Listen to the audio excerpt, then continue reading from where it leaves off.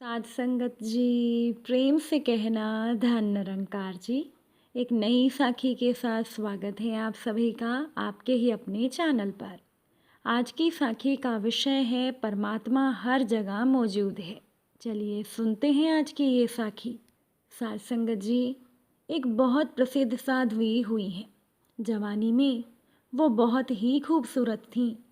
एक बार चोर उन्हें उठाकर ले गए और एक वेश्या के कोठे पर ले जाकर उसे बेच दिया। अब उसे वहाँ पर वही काम करना था जो वहाँ की औरतें किया करती थीं। एक रात को उनके पास एक आदमी आया। साध्वी ने तुरंत उस आदमी से बातचीत शुरू कर दी और कहने लगी, आप जैसे भले आदमी को देखकर मेरा दिल बहुत खुश है। आप सामने पड़ी हुई कुर्सी पर बैठ जाएं, मैं थोड़ी देर परमात्मा की याद में बैठ लूं। अगर आप भी चाहें तो आप भी परमात्मा की याद में बैठ जाएं। साध संगत जी, ये सुनकर उस नौजवान की हैरानी की कोई सीमा नहीं रही। वह भी उस औरत के साथ धरती पर ही बैठ गया। फिर वो औरत उठी और बोली, मुझे विश्वास है कि अगर मैं आपको याद दिला दूं कि एक दिन हम सभी को मरना है तो आप बुरा नहीं मानोगे, और आप यह भी भली भांति समझ लें कि जो पाप करने का आपके मन में चाहा है वो आपको नरक की आग में धकेल देगा। अब आप स्वयं ही फैसला कर लें कि आप यह पाप करके नरक की आग में कूदना चाहते हैं या इससे बचना चाहते हैं। ये सुनकर वो नौजवान हक्का बक्का रह गया। उसने संभल कर कहा, ऐ पवित्र औरत, तूने तो मेरी आंखें खोल दी। जो अभी तक पाप के भयंकर नतीजे की तरफ से बंद थी, मैं वचन देता हूँ कि फिर कभी मैं कोठे की तरफ कदम नहीं बढ़ाऊंगा। साध संगत जी, हर रोज नया आदमी उस औरत के पास भेजा जाता।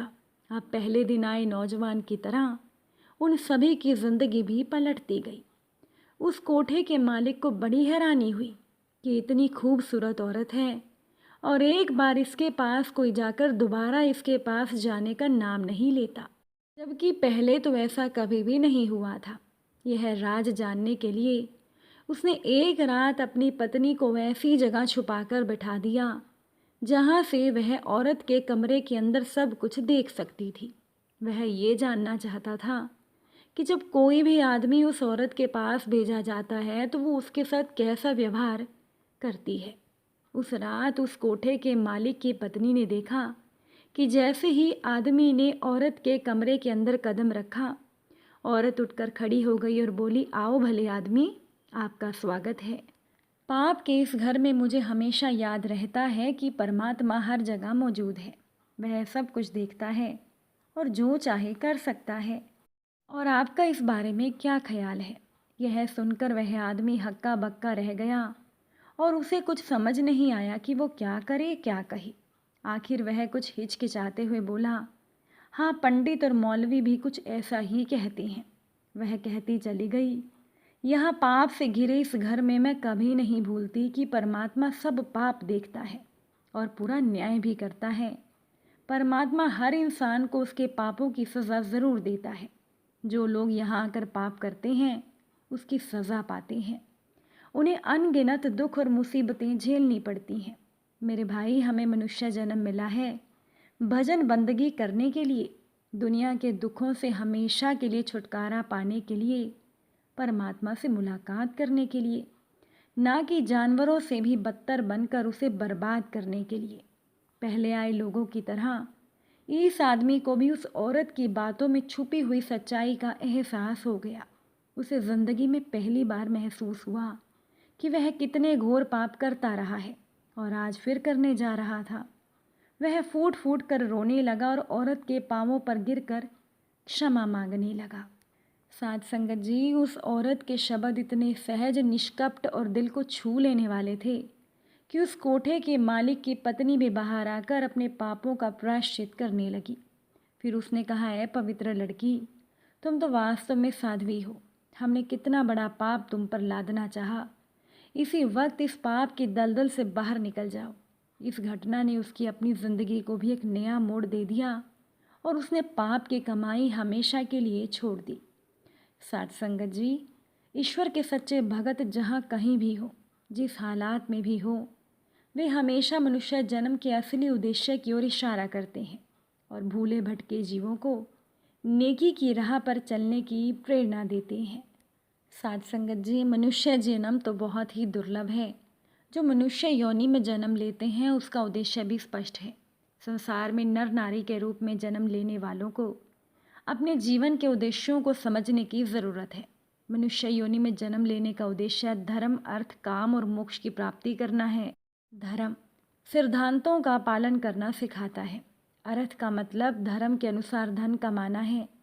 एक बार की बात है, कुछ धनवान लोग एक महापुरुष के पास जाया करते थे, परंतु वहाँ जाकर भी उन महापुरुष से वो संसारिक वस्तुएं ही मांगा करते थे। वे संत जो भी बोल देते थे वो पूरा हो जाता था। वे लोग बहुत प्रसन्न होते, परंतु उनका मांगना समाप्त नहीं होता था। अब एक दिन उन महात्मा जी ने विचार किया कि ये लोग सांसारिक पदार्थों को एकत्रित करने में अपना जीवन नष्ट कर रहे हैं। अब इनको कुछ समझाना होगा। एक दिन संत जी ने उनको कहा कि आप मेरे पास आते हैं, मेरे कहने से परमात्मा आपके काम पूर्ण कर देता है, आप लोग भगवान से सीधी बात क्यों नहीं कर लेते? लोगों ने कहा, महाराज हमें कैसे पता परमात्मा से कैसे बात करनी है?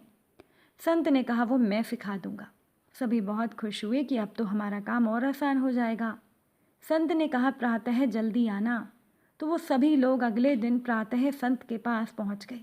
संत ने कहा, आंखें बंद करके बैठ जाओ, भगवान से प्रार्थना करनी है। जो मैं बोलूँगा ठीक उसी तरह मेरे पीछे पीछे बोलना। महात्मा जी ने बोलना शुरू किया, हे प्रभु, आप अंतर्यामी हैं, आप कृपा करके हमारी समस्याओं को ख़त्म कर दो। हे ईश्वर, आप तो भली बात ही जानते हैं कि हमें कितनी चिंताएं हैं, कभी इनकम टैक्स की चिंता तो कभी सेल टैक्स की चिंता। सभी लोग संत के पीछे पीछे बोलते जा रहे थे। संत ने आगे कहा कि हे परमात्मा, आप कृपा करके हमें कभी भी मनुष्य शरीर ना देना, बल्कि हमें कुत्ते, बिल्ली, गधे इत्यादि योनियों में भेज देना। ये सुनते ही सभी ने चौंक कर आंखें खोली और कहने लगे, महाराज ये आप क्या कह रहे हैं?